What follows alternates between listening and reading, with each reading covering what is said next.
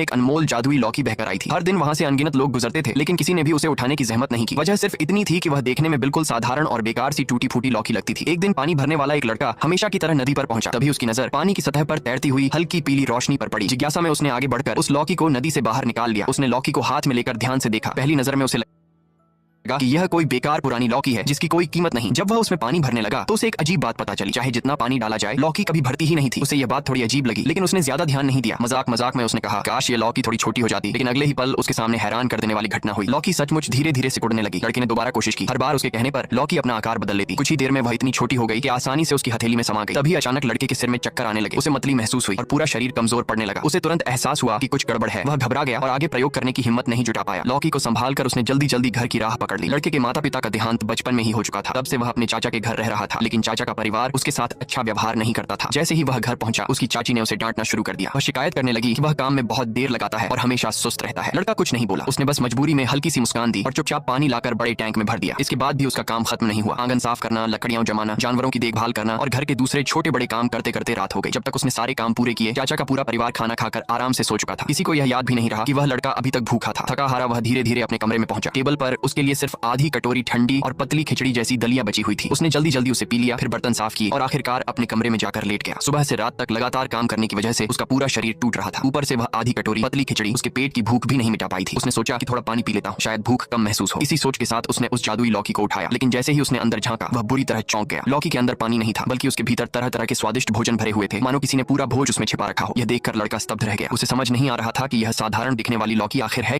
नदी में एक अनमोल